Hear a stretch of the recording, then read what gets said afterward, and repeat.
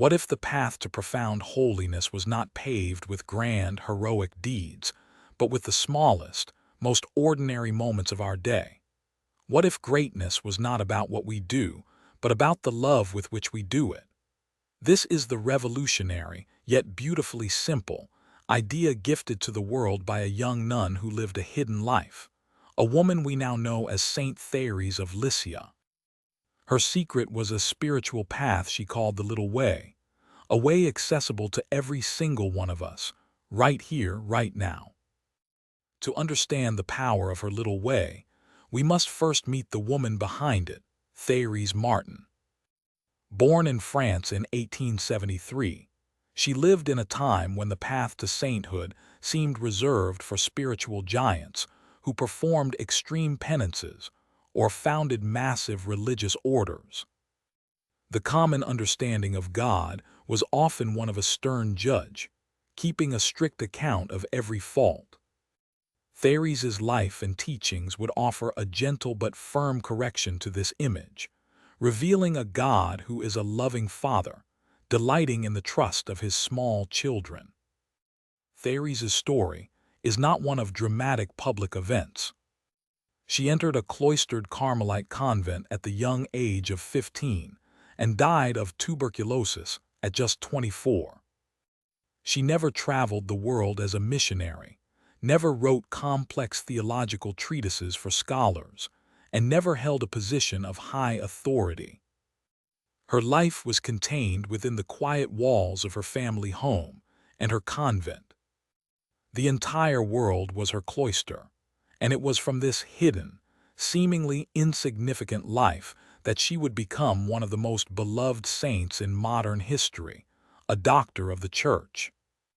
The foundation for her little way was laid in her family home, a place she called Les Buissonnets. She was the youngest of 5 surviving daughters, born to Louis and Zélie Martin, who are now saints themselves. This family was her first seminary, a domestic church filled with immense love and deep faith. However, it was also a place of profound suffering. The loss of her mother when Thérèse was only 4 years old left a deep wound on her sensitive heart, marking the beginning of a period of immense emotional fragility that would shape her understanding of weakness. Her childhood was marked by an intense desire for God, a desire that was pure and almost precocious. She wanted to be a saint, but looking at the lives of the great saints who came before her, she felt a sense of inadequacy. She saw herself as a small, weak soul, incapable of climbing the steep staircase of perfection through heroic virtue. This feeling of smallness, which could have led to despair, instead became the very cornerstone of her unique spiritual genius. She realized she needed to find a different path, a way perfectly suited to her own littleness. The heart of Thérèse's spirituality began to form around a central insight. She would not try to become great through her own efforts. Instead, she would embrace her smallness and weakness, allowing God to be the one who made her holy. She famously wrote about this discovery, comparing the saints to mountains whose summits are lost in the clouds, while she was but a humble grain of sand. She knew she could not become a mountain, so she decided to remain a grain of sand, content to let Jesus see her and work with what she was, not what she was not. She developed a powerful metaphor to explain her new path. She saw the spiritual life not as a difficult staircase to be climbed, but as an elevator. She was too little to climb the stairs, so she would find an elevator to lift her directly to Jesus. What was this elevator? In her own words, the elevator which must raise her to heaven was Jesus's own arms. For her, the key was not to exert her own strength, but to remain little and light so that Jesus could easily lift her up. This is the essence of her doctrine of spiritual childhood.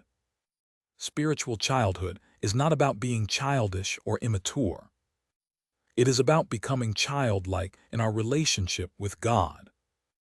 It means cultivating a complete and total trust, a radical confidence in the love and mercy of God as our Father.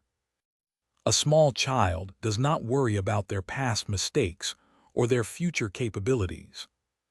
They simply trust that their parents love them, will provide for them, and will pick them up when they fall. Thérèse sought to live with this same unshakable confidence in her Heavenly Father, abandoning herself completely to His will. The little way, therefore, is a path of confidence and love. Thérèse understood that God is not looking for perfect souls who never fail. He is looking for souls who, after they fall, get up immediately and run back to Him, trusting not in their own ability to be perfect, but in His infinite mercy to forgive and heal them. She saw her own weaknesses not as obstacles to God, but as opportunities to receive His mercy. The weaker she felt, the more she had to rely on Him, and this reliance was a source of great peace for her. A pivotal moment in her youth, known as her Christmas conversion, illustrates this transition perfectly. At nearly 14, she was still prone to tears and overly sensitive. Returning from midnight mass, she overheard her father express some slight annoyance at having to put out her presents, a childish tradition. The old Thérèse would have dissolved into tears, but at that moment she felt a wave of grace. She held back her tears, went to her father with a cheerful face, and expressed her joy, acting with a newfound maturity.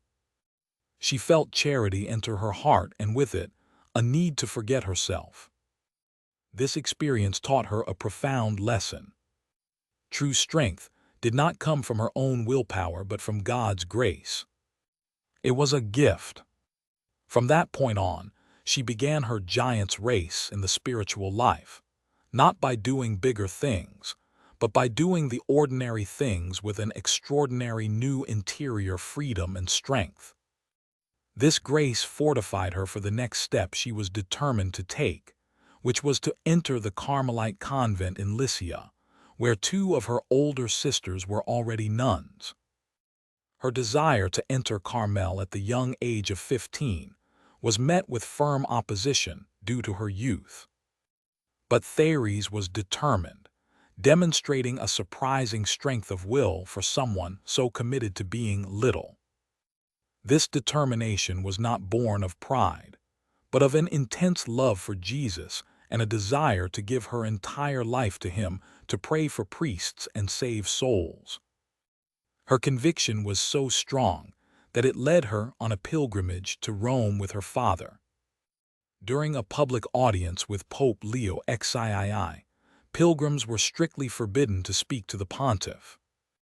But when her turn came, Thérèse knelt, and in a moment of incredible boldness, she pleaded with him directly for permission to enter Carmel at 15. Despite the Pope's gentle refusal to intervene directly, this act showed the fire of love that burned within her gentle soul. It was a testament that her littleness was not passivity, but a focused and passionate surrender to God's will as she understood it. Eventually, permission was granted, and in April 1888, Thérèse Martin entered the Lisieux Carmel, embracing a life of prayer, silence, and community. The reality of convent life, however, was far from the romantic dream she had imagined. It was a life of monotony, of cold winters, of simple food, and of living in close quarters with women of very different temperaments and personalities. It was within these mundane, often challenging, daily realities that her little way would be tested and perfected. It was here that she discovered that the essence of her path was to do small things with great love. Sainthood was not to be found in some future heroic act, but in the present moment. It was in the way she endured the cold in the chapel without complaint, the way she ate whatever was served to her without preference, and the way she folded the cloaks of the other sisters, even when she was tired and unnoticed. These were her martyrdoms of love. She provides a beautiful example in her autobiography, Story of a Soul. There was a particular older sister in the community who was quite difficult and often seemed displeased. Thérèse made it her special mission to treat this sister with the utmost kindness and charity. When she would meet her, she would give her her most beautiful smile. She sought opportunities to serve her, doing so cheerfully and without any expectation of a reward or even a kind word in return. This was love in action. Another famous story involves the annoying sound a sister made with her rosary beads in the chapel during prayer.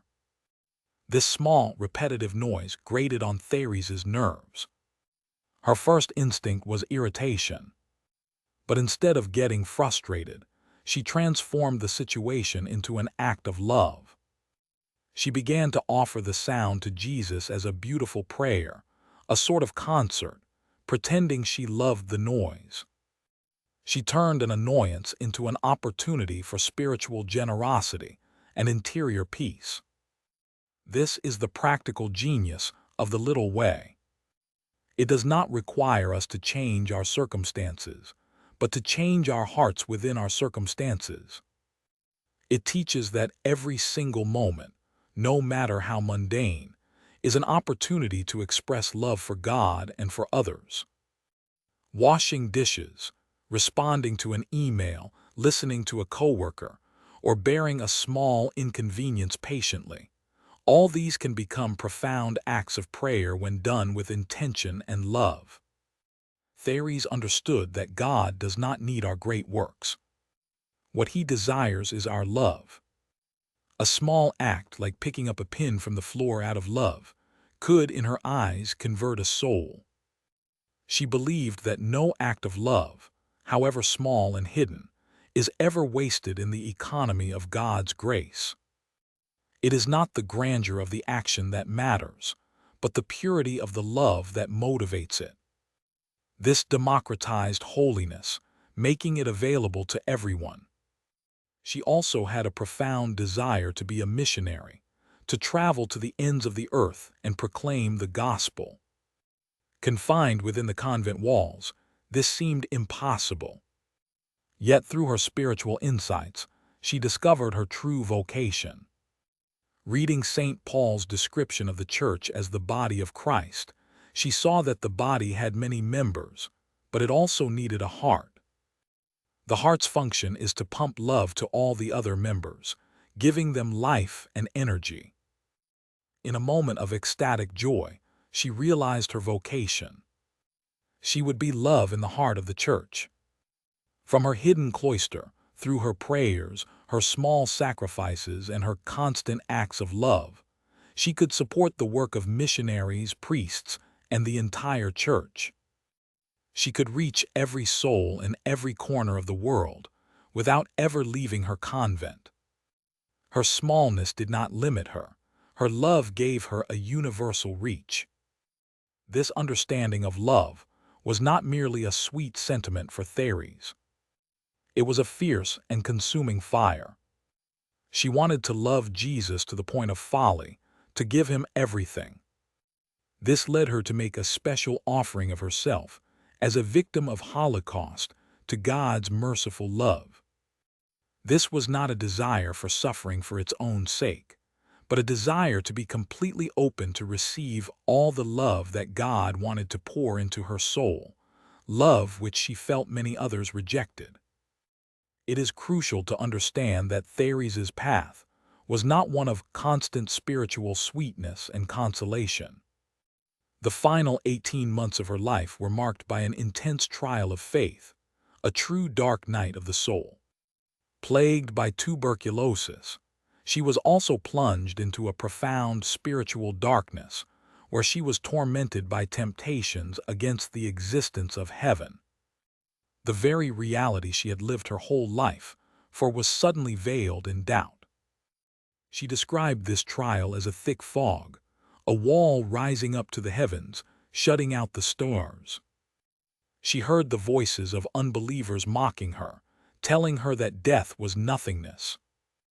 For a soul who had lived on faith and love, this was the ultimate suffering. Yet even in this profound darkness, she clung to her little way. She refused to give in to the feelings of despair and continued to make acts of faith and love, even when she felt nothing. She lived her faith not as a feeling, but as a resolute choice. She would say the creed, not because she felt its truth, but because she willed to believe it. She spoke of hope to her novice sisters, even when her own heart was in darkness. This is perhaps the most heroic aspect of her life.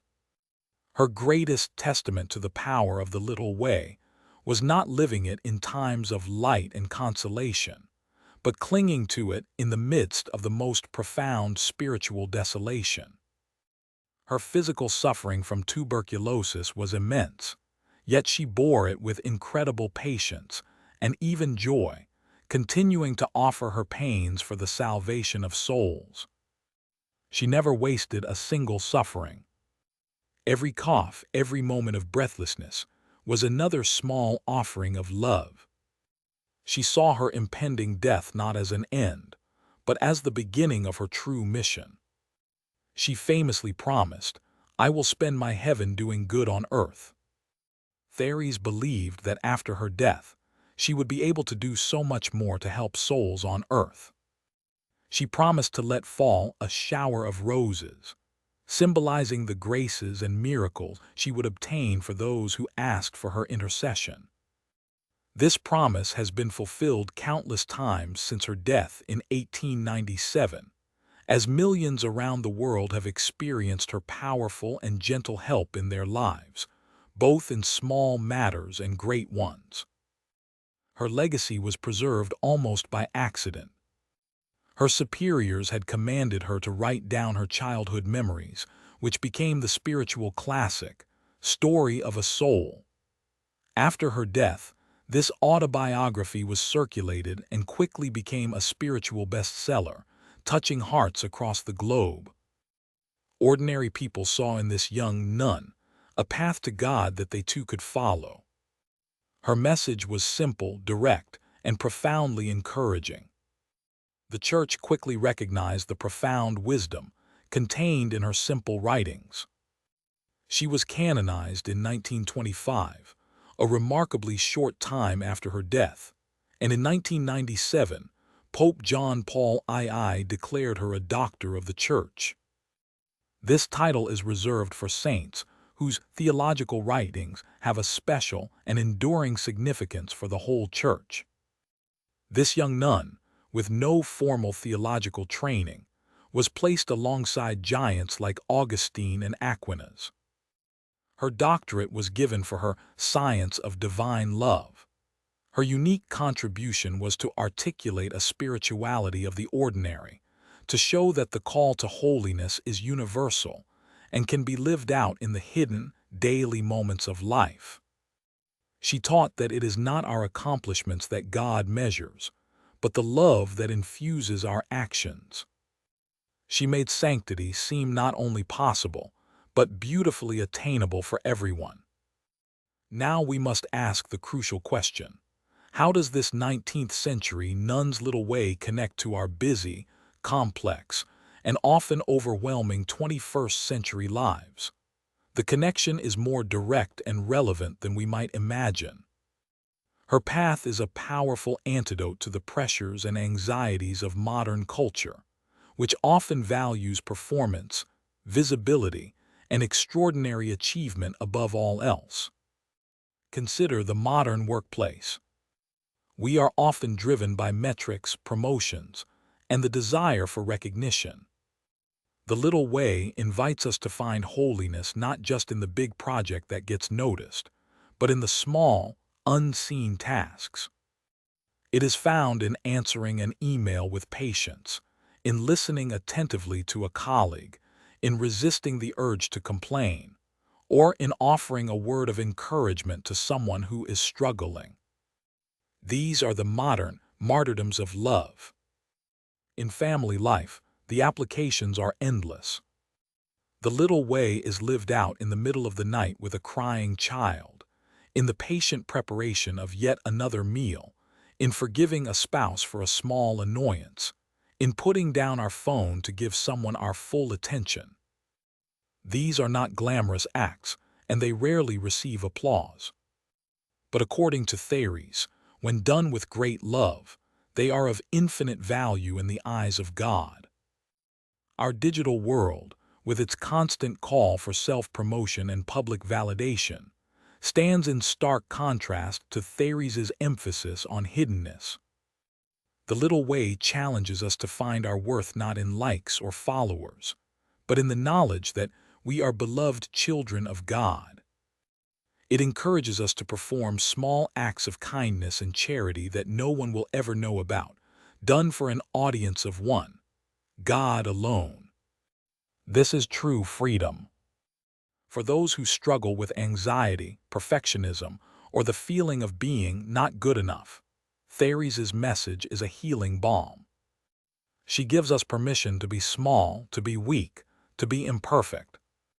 Her path is not for the spiritual elite, but for the spiritually poor, for those who know they have nothing to offer God but their weakness and their desire to love Him.